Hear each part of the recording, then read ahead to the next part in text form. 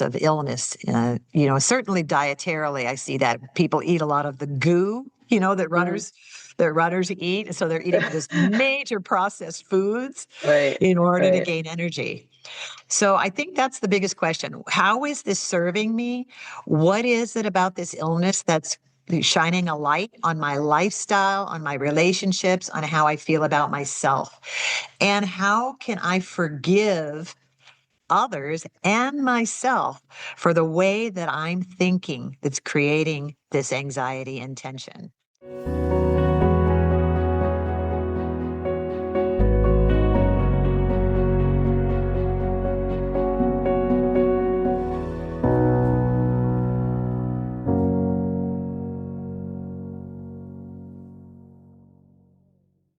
And welcome to Recovery Catalyst Podcast. I'm your host, Kat York, and today we have one hell of a guest for you. Today I have the pleasure of speaking with Dr. Ellyn Hilliard-McLeod. Dr. McLeod has dedicated her life to helping others find healing and wholeness through not only a holistic approach to health, but she earned her PhD in holistic nutrition from Clayton College of Natural Health. Ellyn brings a wealth of knowledge and experience to her work. She has owned and directed 2 wellness centers, 12 Ways Healing Center in Boulder, Colorado, and the Healing Center in Fair Oaks, California. She strives to create spaces where people can explore healing on every level. Her counseling work is deeply rooted in the principles of A Course in Miracles and the teachings of Dr. Rudolf Steiner. She's also here to talk about her book, It Takes More Than Carrot Juice. And with that, let's get started. McLeod. Hi, Kat. So nice to have you in a conversation with me today. Thank you. Thank you for joining us today. So, did I miss anything in your bio that you'd like to add, that you'd like to touch on? That's pretty good. I'm currently in Sedona, Arizona. So my practice is under Sedona Solution here in Sedona. And I conduct support groups for people with chronic illness here. And you have a new book that just got released. I do. It's called It Takes More Than Carrot Juice, and it's the missing ingredients to healing. And it's stories of 20 of my clients and how they transform their emotional, spiritual, and physical health.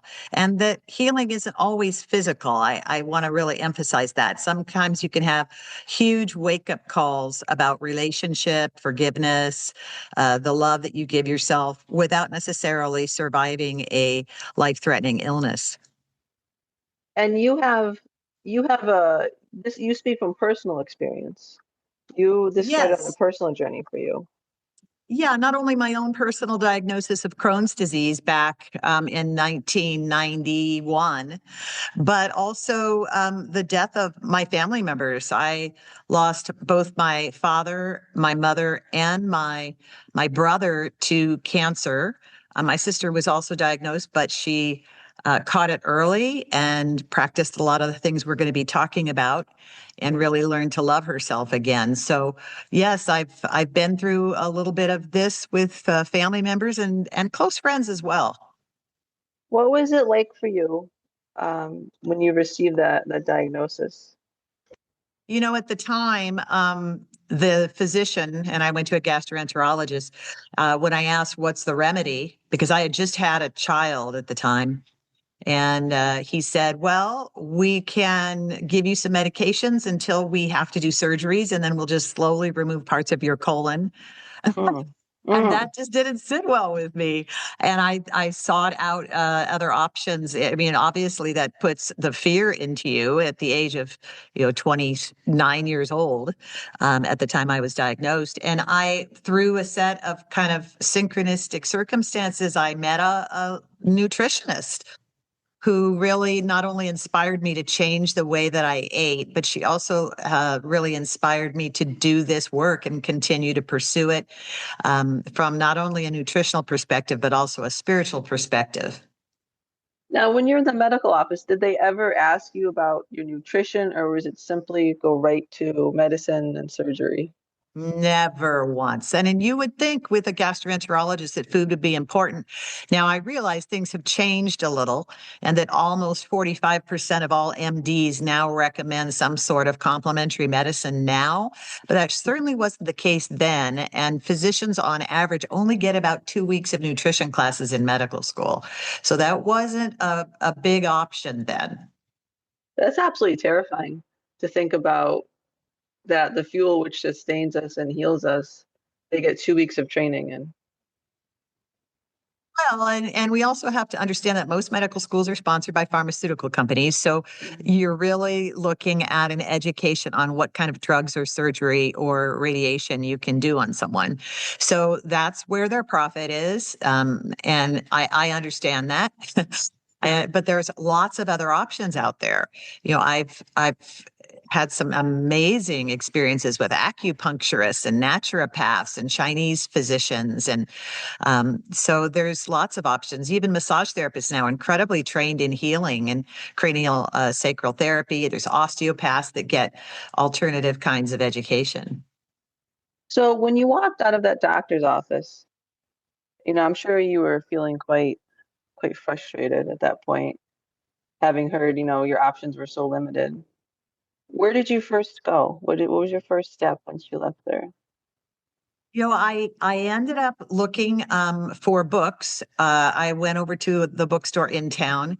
I started looking for books that related to this, and I ended up picking up a business card of a nutritionist, and she was also a colon hydrotherapist that was posting there at the bookstore. And I ended up giving her a call and making an appointment. So my initial conversation was with a woman I thought was going to give me nutritional advice and detoxification advice. But similar to what happens with me and my clients, it ends up becoming a deeper conversation. When you spend time with people and you don't have just 15 minutes, I mean, most physicians spend 15 minutes in an appointment with their patient. So when you've got an hour and a half, an hour to hour and a half with a practitioner that you're going to see again the next week for an hour and a half, you have this opportunity to have these very deep conversations about your life purpose and anything that upsets you and looking deeper into what your core beliefs are. And that certainly happened with me. And what was your healing journey like when it came to your Crohn's disease? Because that's a very serious diagnosis to receive. Well, it's interesting. She actually came over to my house, opened my refrigerator, and I thought I ate pretty healthy. I had a lot of things that I felt were pretty healthy. I had, applesauce, and I had, lots of fruit things that I had in my refrigerator or on my counter, but I would have like bottled marinara sauce that was organic, right? Yeah, right. And she said, "Oh my gosh, you have so many processed foods." And I really was in kind of shock because I really thought they were all healthy. They all had organic on the label or gluten-free on the label. And so I had to have my own really deep education about what a processed food is. And I was at that time already kind of delving into gluten-free foods, but not in a real solid way. I would just kind of dabble in it here and there. And she really helped me see that especially for someone with a Crohn's disease diagnosis, that any types of refined flours at all were really difficult for an inflamed colon to tolerate. So she helped me dump everything out of my fridge and cupboards, and we went and replaced everything from farmers markets.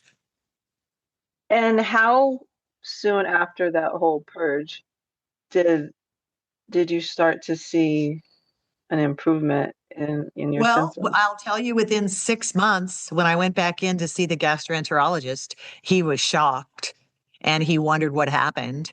And there was no more inflammation. And I was Wow. having regular stools. So within 6 months of really focusing my eating and my spiritual life, I started meditation. I started taking yoga classes. So I was calming my nervous system down at the same time. And so he was pretty shocked. He thought that he was going to have to do some sort of surgery on me within the year. And that Hmm. didn't happen. That must have felt amazing.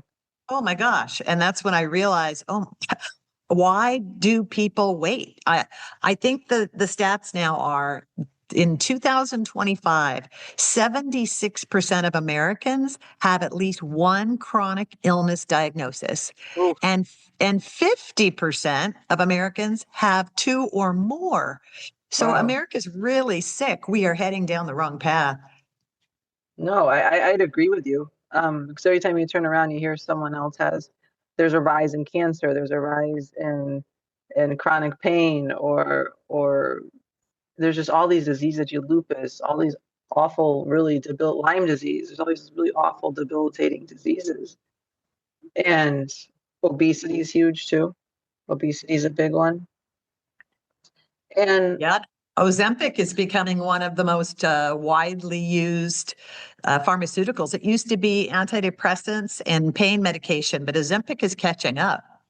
that medicine actually absolutely terrifies me. The way that they just prescribe it like it's nothing. Yeah, And I don't think the jury is in yet on what the long-term side effects of that are. It's such a new drug. no, I've seen it like close hand with friends use it, and they've ended up in the hospital from it.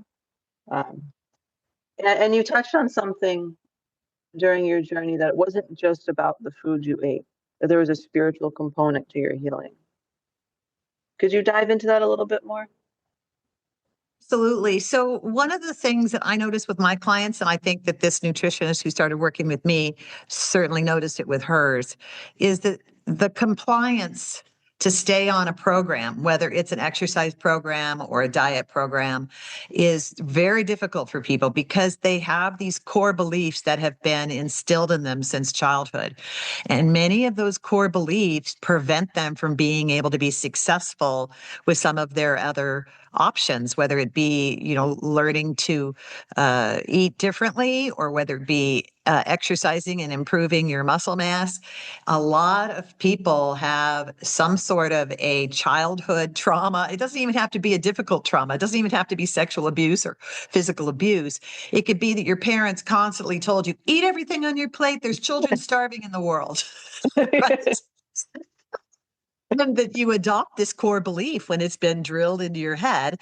And so you think, oh, well, I can't waste that food. I've got to eat every bite. Or there's control issues. Your parents were constantly trying to force you to eat something healthy. This happens with a lot of families that think they're eating healthy, forcing their kids to eat healthy and not ever put anything that has sugar in their mouth. And so you develop this control issue and you're going to show them and you're just going to control your life and eat the way you want to eat. And so there's so many different types of core beliefs. I call them the archetypes. I've kind of developed these 7 core beliefs that keep people stuck in their eating pattern. So I really had to look at that for myself as well as what was my program. And my parents were definitely the types that would be programming me around that don't waste your food type. Eat every bite. You had to come home from school and make sure everything in your lunch pail was gone. So if you didn't finish it, you'd throw it away before you got home. No, I grew up with that too, like waste not, want not. Like you weren't allowed to leave until everything was cleaned off your plate. And that's a lot of pressure. And if you're full and you keep eating, what does that do to your system internally? Like if you're forced to continue to eat, what kind of messages that send to your body? Exactly. And you know what? We had Thanksgiving at my grandmother's. This is such a family pattern, right? This is an ancestral pattern. But we would have our little paper napkins on our laps, and grandma would come around and serve the dinner, and it was usually some sort of corned beef or something for us. And if we didn't eat everything on our plate, we would have to sit there at the child's table at Oh Thanksgiving until it God. was finished. So all of us learned to shovel the food into our paper napkin on our laps. And we would, and we all bought into this. This was like a group think. So we would all wrap it up and put it in the trash can on the way out, you know. So it's usually comes from a long line of psychological food programming. And what are your eating patterns like today? Like was that hard to unravel for you? Like, what's your It's been a long process, but I got involved with the Rudolf Steiner schools, Waldorf, and I was really lucky to have a biodynamic farm near me. And we signed up for a community supported agricultural membership, and we had a weekly pickup. And I learned a lot from that farmer, a lot about what goes on food. Just because it says it's organic doesn't necessarily mean it's pesticide free. Just because it says it's organic doesn't mean that it's unprocessed if it's in a jar, can, or frozen. I started to really look at the work of Weston Price, who noticed that once a community or a civilization was introduced to processed flours and sugars, that their health started to deteriorate. And the way that he noticed it first was through the cavitation and the orthodontia of the teeth. So I really started very slowly moving more of my plate over to whole foods, farmers market foods, things I would prepare myself. If you saw my kitchen, you'll see I'm drying apricots right now. I'm making a honey kombucha. I've got yogurt being made in there too with raw milk. So I prepare a lot of my own foods now as well. That's a beautiful journey to go on, though. It is. It is. And when you have a community, I would say that is a big key with success, is that there was a community of people of, 40 or so families that were part of this. And so the education classes that the farmer would put on was all bought into by the group, and we'd support each other. And that's what I do here, the support group of other people struggling through this and knowing that there are other individuals that are looking at some of these patterns and looking at changing their life and their diet and trying to titrate off some of these medications. I had someone last week who told me they're on 14 different medications. Oh, That's the most I've ever heard, I think. 14 different meds, because what happens is, let's say you're taking a oncology medication, a chemotherapy for your cancer, and then you're having gut problems. So now you're taking some sort of a steroid for that to calm your gut. And then you're on a pain med, and then, it just keeps going down that road, or antidepressant. Now you're depressed. And it just keeps building without the physician looking at the contraindications of the medication. So it's really about educating people to be their own diagnostician, to be their own advocate in terms of their health, and start researching some of the things that they're doing and asking the hard questions of their doctors. What kind of questions should patients be asking their doctors after they get a diagnosis? I have a whole chapter in my book about that. There's a gal named Ellyn Jacobs. She spells her name similar to mine. It's Elyn Jacobs. Okay. She has a really good set of oncology questions that you would ask your physician, but they transfer over to any type of chronic illness. And that is that if you were going to have this illness, what would you do? You'd be surprised that most oncologists wouldn't do chemotherapy. They've seen what happens. So they themselves wouldn't necessarily do the chemo. Is this an effective therapy for people with this particular diagnosis? Can you give me percentages of people who've gone into remission or have been cured? Can you tell me what is in this particular? Some of these chemical pharmaceuticals are petroleum based or very toxic kinds of cleaning type pharmaceutical chemicals that were discovered because they were in the process of researching things that were, cleaning stainless steel bins. And then they came up and found out that this could kill cancer cells. So it really is up to the individual. But I would also recommend considering getting an advocate, because sometimes as a patient of chronic illness, whether it happened to be cancer, Crohn's disease, heart disease, it's such an overwhelming diagnosis that it's hard to sift through a lot of the questions you would ask because of the emotional response. So it's nice to have a neutral party sitting next to you asking these questions.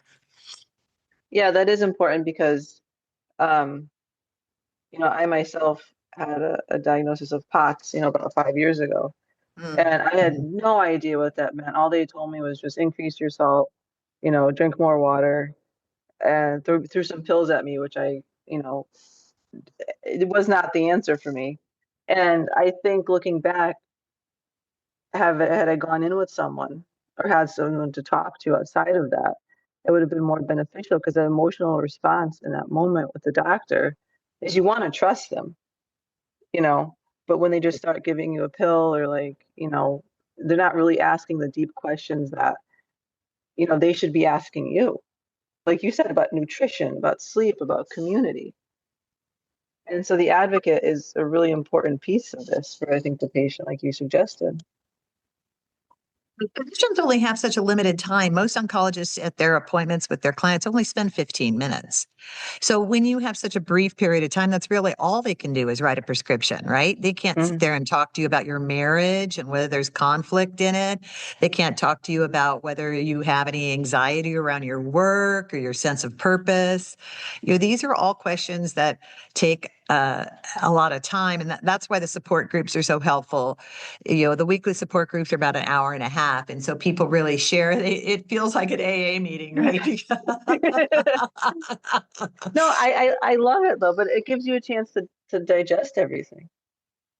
Yeah, exactly. And now we have internet. So you have access, and I wouldn't necessarily, diagnose yourself off of the internet or try to take whatever the internet tells you to take, but it can give you a different perspective. It can tell you what, in certainly some of these medical internet sites can tell you what the side effects are that the physician may not necessarily tell you about. And you can ask them, is this drug got the side effects of, interrupting my sleep or changing my sexual activity or, suppressing my diet and my sense of appetite? So if the physician doesn't tell you that until you get those symptoms, and then you come in and you say, yeah, I'm not hungry anymore. I'm losing all this weight and I don't feel libido any longer. And then we'll just write you another prescription. Yeah. So it's hard once you get entrenched in it. It's much harder to come back out.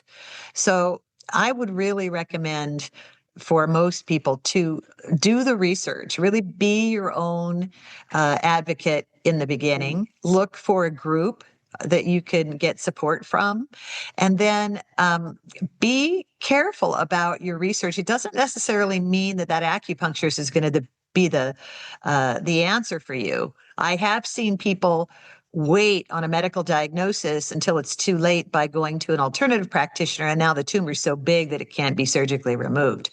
So it's about complementary medicine. It's about teaming up with MDs, and 45% of MDs now are using complementary medicine either in their practice or referring patients to them. So I think it's catching on. Where do you think we got lost as Americans, being so dependent on just pills and medication and surgeries? Where did we get so detached from like whole foods and really just I guess a simpler way to live, a more intuitive way to live? This is a much longer answer than this, but think about this. You're born, and who's the first person that you see? Whose hands do you fall into? Boom, it's the doctor, right? Right. Your first experience as a new human in this body is to get pat on the butt by a doctor, to get your first vaccines from your pediatrician, to go through. And now I see probably the worst situation is these children who are diagnosed with either autism or ADD, ADHD, and they're put on medication so early. The stats are that the earlier you're put on medications, especially for attention deficit or for autism, the more likely it is that you become addicted to a drug, whether it be a recreational drug or a pharmaceutical drug. That's shocking. And so I think the earlier that you start getting medicated, and that could even be antibiotics, by the way, you end up going down that path of this is the magic bullet. This is going to fix me. And some things are pretty miraculous. I mean, if you've got some sort of an infection and you're given some sort of an antibiotic, and it clears up in a few days, and you've been struggling with this for a couple weeks, that is a pretty impressive turnaround. It makes you think that you should put all your faith there. But this is where I would say your faith needs to be much wider than that. You need to develop your intuition. That there's room for both. There is room for both. And I guess this leads into my next question. Do you think we've gotten addicted to being sick? I do think that whether you want to call it addiction or whether you want to call it normalizing, I think in America, we are normalizing. Everybody thinks that just having a constant runny nose or getting ear infections as a child is a normal experience. It's not a normal experience. And I think allergies, there's an example of what people, oh yeah, I'm just having allergies this season. Yeah, the juniper trees have pollen, and so I've got allergies. These aren't normal experiences. There's some reason you're having a reaction to the juniper trees. Your liver's probably toxic and clogged. Your lungs probably need some fresh air. Maybe your water system isn't the cleanest and you're drinking a lot of chlorine. This is what I see is this normalization. Everybody thinks a little cough or stuffy nose in a chronic situation where it's long term is just a normal thing, and you slough it off, right? Oh yeah, that my family's always had this. This is in my genes. No. I just had a client tell me this, and he was saying, so he has had 3 heart attacks, and he just had to have bypass surgery. And we looked at his diet, and he's been eating fast food. He's worked for the fast food industry. He's a marketer. And so he's been eating 2 to 3 meals a day of fast food. Oh my God. And he's 63 years old. This is relatively young to have 3 heart attacks and bypass surgery. And so I asked him what he thought caused this. And he says, oh, it runs in my family. My dad had heart disease. It's like, well, if that's what the excuse you give yourself, why would you ever think a change in your diet is going to do anything for you? Mm-hmm. So these are the kinds of core beliefs that we have to dispel and really look at and uncover before you can forgive them and let them go. Once you receive a diagnosis and say you're in the support groups, what kind of questions should we be asking ourselves after a diagnosis? I think the greatest question that every one of my clients has to ask themselves is, how is this serving me? What is this set of symptoms? I hate to even call it a diagnosis because it makes it sound like it's permanent. How are these sets of symptoms serving me? What is the teacher behind this? Why do I feel anxious all the time? When am I feeling anxious? What is it about walking into work every day that puts me in fear? What about that is not serving me? Maybe I have to look at changing professions. Maybe I have to look at changing relationships. Right. What is it about the relationship that is causing me stress, creating arguments? What is it about my lifestyle? Maybe I'm someone that is, and I see this quite a lot, maybe I'm overstressing my body. I've got marathon runners that end up getting sick and they wonder, how could this happen? I'm super healthy. I run marathons. But when you overstress your body, then you can also put your body into a kind of a sense of illness. Certainly dietarily, I see that people eat a lot of the goo, that runners eat. So they're eating this major processed foods in order to gain energy. So I think that's the biggest question. How is this serving me? What is it about this illness that's shining a light on my lifestyle, on my relationships, on how I feel about myself? And how can I forgive others and myself for the way that I'm thinking that's creating this anxiety and tension? So I think that's probably the biggest lesson you can learn from your set of diagnosis is there's something screaming at you, right? These symptoms are screaming. It's a red light. So listen in. What is the red light? Well, when you see that ambulance behind you and the red light is flashing, do you just keep on driving down the road, or do you pull over and take a minute? You know, I mean, that's what it's doing to you. Yeah. No, and that's important. I like the way you phrase that. You take the word diagnosis out of it and replace it with symptoms, because diagnosis sounds more permanent. Right.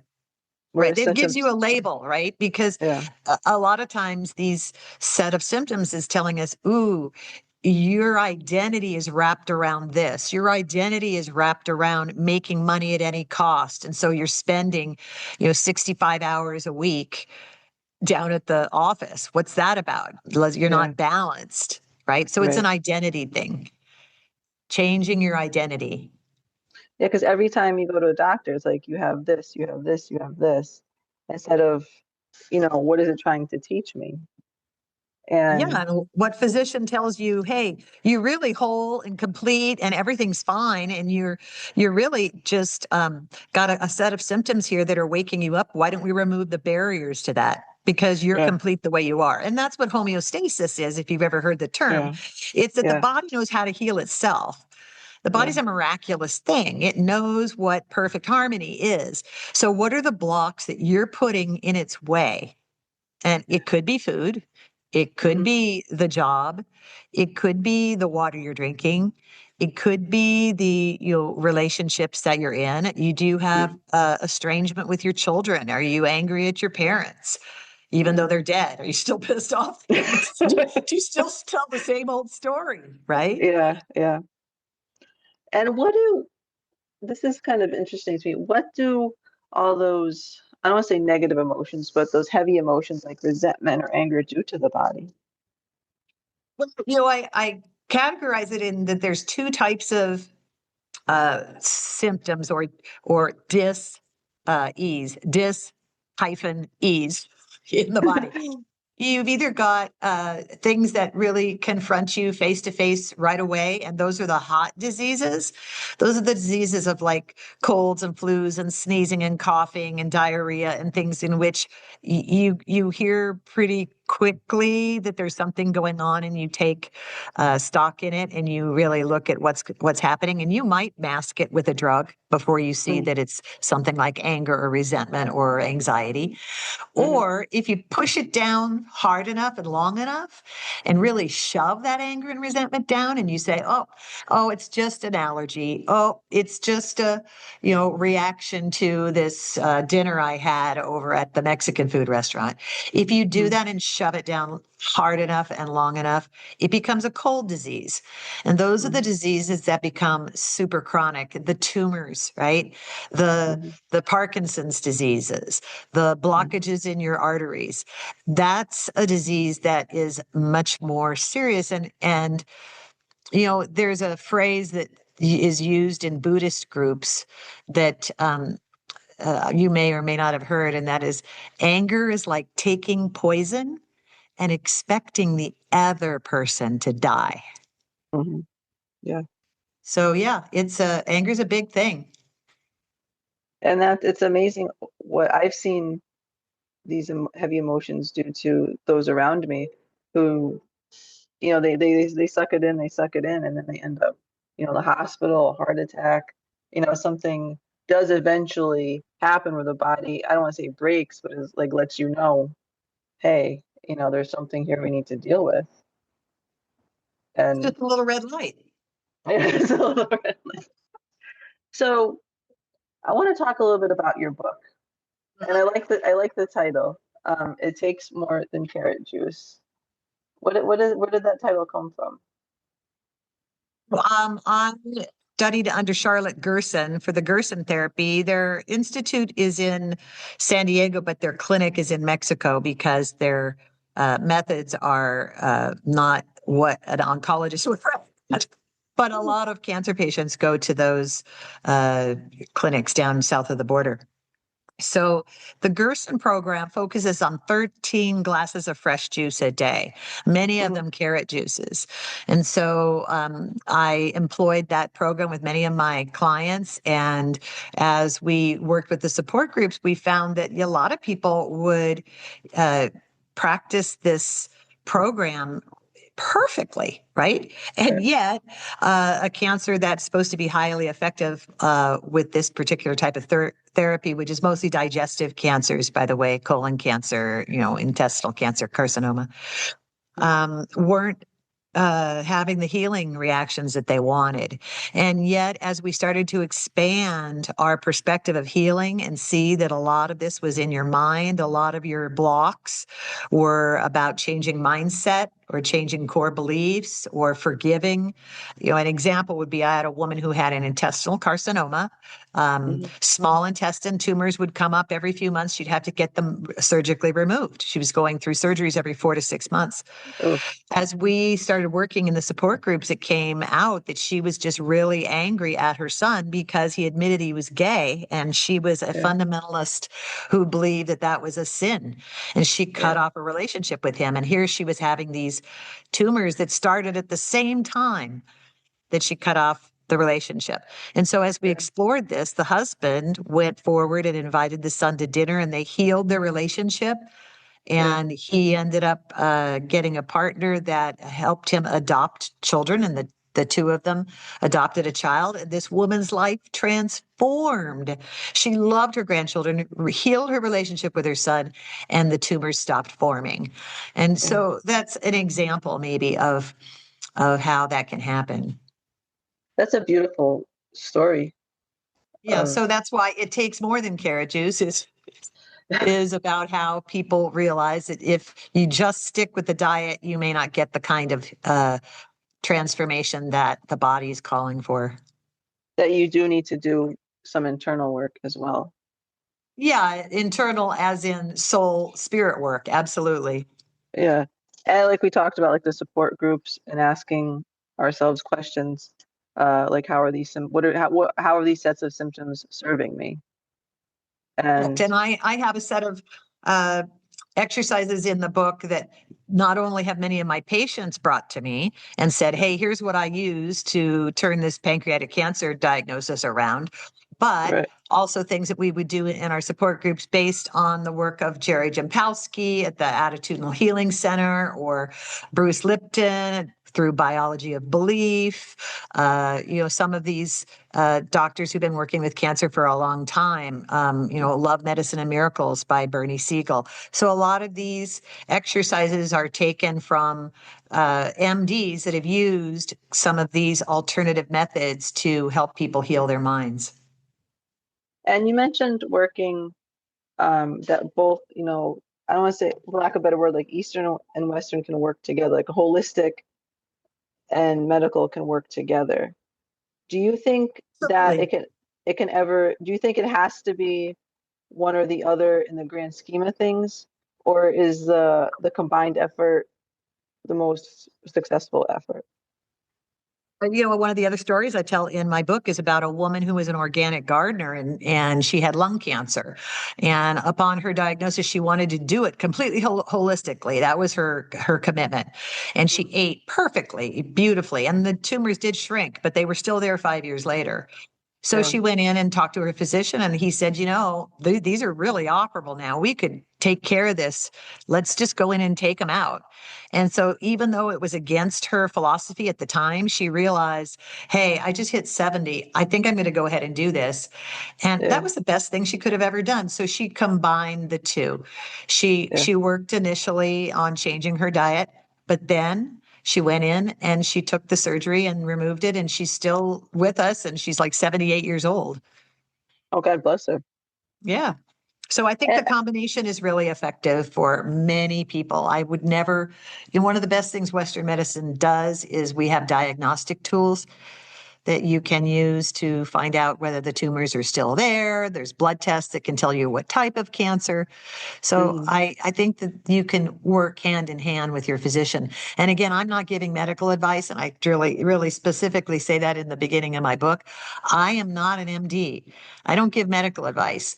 I just help people to see deeper past their illness and what it's telling them, and then take the steps that are necessary for their own individual path to do everything you can to not only eat the way Mother Nature intended it, but listen to the higher voice on what's needed. And if the oncologist is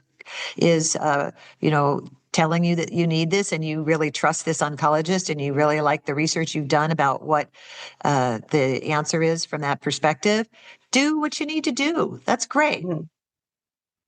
And do you think, I'm curious, because every time, you open social media, you unfortunately see someone else who's sick, with cancer.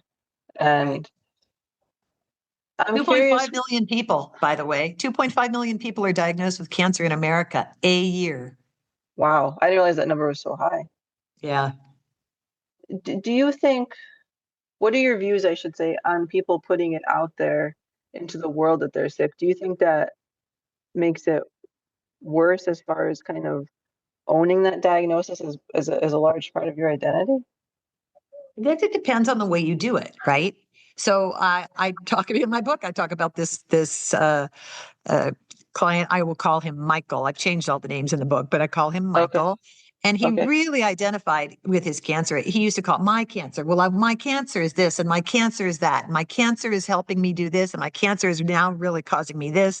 And so I really asked him, why are you calling it my cancer? Your ownership of this disease is so insidious that you've Yeah. taken it on as an identity, like a lab coat. You wear it like a lab coat. And so I think that if that's how you identify, and you're getting a lot of sympathy and you're getting a lot of attention as a result, that could be deadly. I think if you look at it in a different way, and that is that, wow, I've got these set of symptoms that have now resulted in this particular diagnosis according to this physician, I can really help people. I can first look at it and what it's teaching me.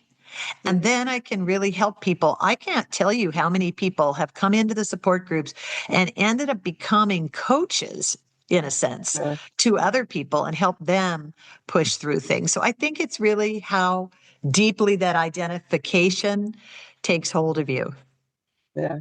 And I think sometimes, when you have thousands of people, kind of reinforcing it sometimes in the comments and the likes and the views, I don't know if that's specifically healthy for us either. Yeah, and I know what you're talking about. I see that, and you can see how much sympathy sometimes people get from all of the comments. And what I prefer is if it was me, and I was one of those people that initially started out, announcing to the world that I had cancer. I think over the course of the transformation of the way I look at it, that I would eventually admit, wow, this isn't me. This isn't my diagnosis. I am Right. not this. I am really whole. I am really a complete healed being. And I put a couple little obstacles in my path that I need help removing. And so I'm putting out there to all of you, I'd really like to take a look at this. I've got a little bit of a addiction to alcohol. I've got a relationship that is pulling me down and making me depressed, and I'm not able to handle it. Or I really want to learn how to communicate with my children. They haven't talked to me in years. So once you can identify that there are these things that are keeping you from peace, you can ask others for help, and then you could extend help. And I like the way you said that. You can ask for help and you can extend help. It's all in the way that you put it out there into the world. Exactly. Giving and receiving are the same. And that kind of leads me into my next question, which you kind of answered, is how important it is how we talk to ourselves while we're going through these symptoms. Well, and this is why I do recommend meditation, whether you're using meditation just to calm yourself down so your nervous system is listening to the healing messages that are being transmitted, or whether that self-talk needs to have a much deeper purpose behind the meditation, and that is handing everything over to source. I mean, this book is a spiritual book. It is about that when you're faced with these things, nothing happens by accident. There's always a reason behind it. So find the deeper reason. And then when you can't understand what it's being given to you for, turn it over to your higher self. Let source figure it out. Yeah. You don't have Usually to. an answer will come up, right? You'll meet somebody in the grocery store then that, has the answer for you. Well, that's another thing. Like, I feel like in this culture we've gotten where we need the answer right now, like instantaneously. Right.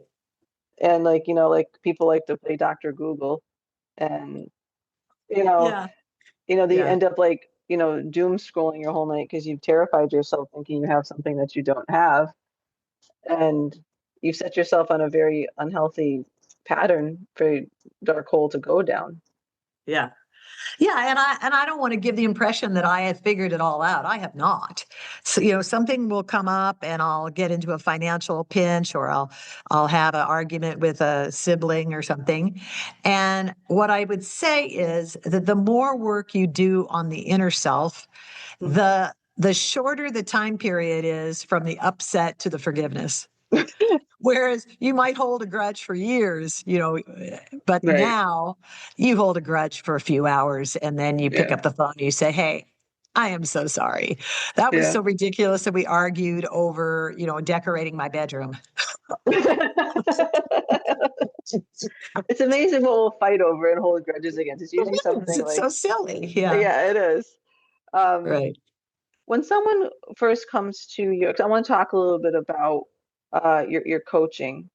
When someone first comes to you and they've received, you know, um, the set of symptoms that they're presented with, what is your first step with them? Step is I have them read through what I do so that they don't come in unprepared.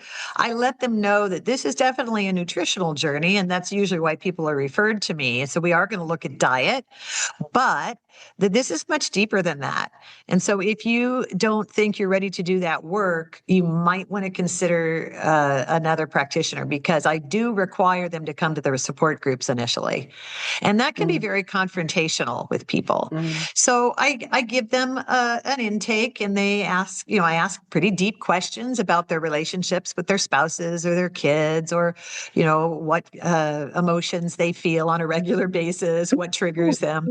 So they don't go into this blindly. And right. then once that happens, we take a look at their core belief archetype. There's Mm, 7 core beliefs around eating that I like to look at and find out where is it that you might have a block, because I'm not inexpensive. So if you're going to pay a few $1,000s to someone, you want to have an effect. And if you just hand them a menu plan and a shopping list, it doesn't mean that they're going to be able to complete it. A lot of them have so right. many core issues. So we complete a little quiz about the 7 archetypes of eating. And usually these archetypes uncover other core beliefs, not just about food, but how they've been Mm, living their life. And right. and then I make them write letters of forgiveness to people, even if they're parents who've passed away, that kind of thing. Right. Um, or we look at uh, kind of where is your support group in your life, not just the Right. one that they come to weekly at my place, but where are you getting support for who you are? Right. And we start to create and craft a new identity. And Yeah. it's mostly dropping away maybe the old paradigms of who they thought they were. Kind of like peeling back an onion. Yeah, everyone's addicted to something, right? You Right. might not think so because it seems like an acceptable addiction, Right. right? But a lot of people need to look at it. I mean, a lot of this doom scrolling is unbelievable. The negativity that people who are really into kind of the political doom scrolling, and have to know what's going on in Iran, and all upset at the president. And why didn't they pass this bill? And oh my God, it does something to you. You talk about anger. If that's Yeah. how you're filling your brain with those thoughts, it's very, very difficult to leave room for healing. Yeah, because it's occupying a lot of space, not only, mentally and emotionally, but spiritually. Yeah, exactly. And so once we have that plan for them, and I do put together a survival plan. for them. Mm. And then we go from survival to thriving. And then that's a thriver plan. So we're just going to get you through these next few weeks so you don't freak out. Because a lot of people, it's very confrontational to look at Right. everything at once. So you got to go slow. And Right. then we eventually move into when they realize what's their bucket list. What do you want to live for? What do you Right. want to stick around for? And we put together that list and we start to check it off. I like that, from survival to thriver. I like that. Yeah, exactly. And, Yeah, I was going to tell you this one story. I had yeah, of course. a pancreatic cancer patient. She was 70, Mhm. and pancreatic's pretty serious. It's Yeah. diagnosis to death date is usually about 3 months. And Right. she wanted to see her grandson graduate and get accepted to college. And Yeah. that was 2 years down the road. He was, beginning his junior year in high school. And so Yeah. we put together her list based on wanting to be there for graduation. And she made it. Mhm. She didn't make it much past that, I think about 3 weeks after the graduation date. But she made it, 2 years and 3 months. Yeah. So sometimes it takes that purpose to be able to see, why am I here? No, that's powerful, because pancreatic cancer, usually it's very silent and you don't get a lot of symptoms. And Mm-hmm. it usually takes you pretty Yeah. quick. Yeah. I don't want to keep you too much longer. You've been so gracious with your time. But what is your hope for this book? I wrote this book really about 8 years ago. I put the shell together and then got very involved with my practice here, and life happens, and I kind of put it on a shelf. But I picked it back up, and this is going to sound odd, but I picked it back up because I was at a workshop where the workshop guides, the facilitators, brought in a medium, a psychic. And Mhm. he walked right over to me and said, "Oh my gosh, you've got a book that's been in the hopper for almost 10 years. You need to write that."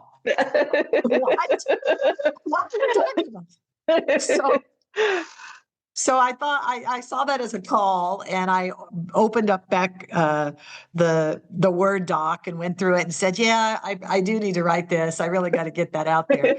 And so I went to Costa Rica for a month and sat down in a yurt and just finished filling it out, and looked at the people I needed to get permission from to use some of the material, like Jerry Jampolsky's book or Michael Pollan's quotes or things like Mhm. that. And then I started sending out the requests for permission, and they came right back. You'd be surprised how many people are just fine. Oh yeah, use it in its entirety.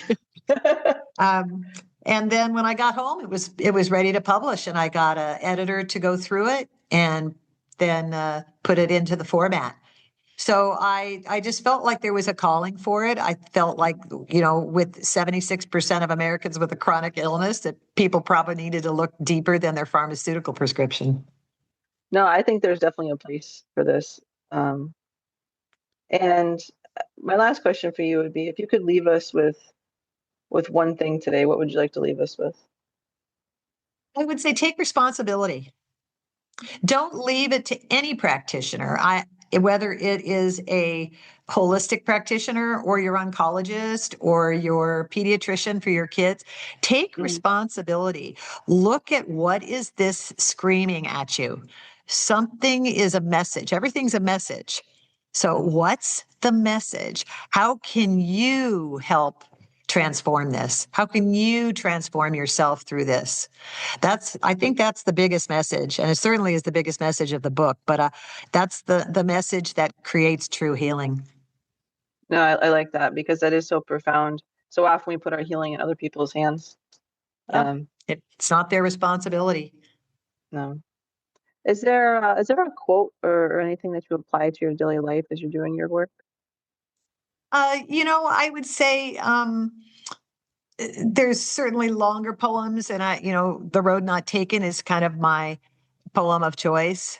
Two Mhm. roads diverged in a yellow wood, and sorry, I was but one traveler there. I stood and looked down one as far as I could to where it bent in the undergrowth, but took the other as just as Yeah. fair and having perhaps the better claim, for it was grassy and wanted wear. And as for that, the passing there, had warned them really about the same. That's a Robert Frost poem. But I think that you have to look at that in your life. Are you going down that same old monotonous road, or are you going to take a different path and wake up? Yeah. I think that's a beautiful place to end.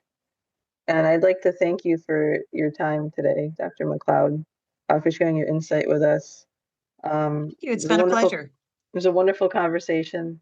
And to continue the conversation and to explore Dr. McLeod's work further and even book a free consultation, head over to her website, sedonasolution.com.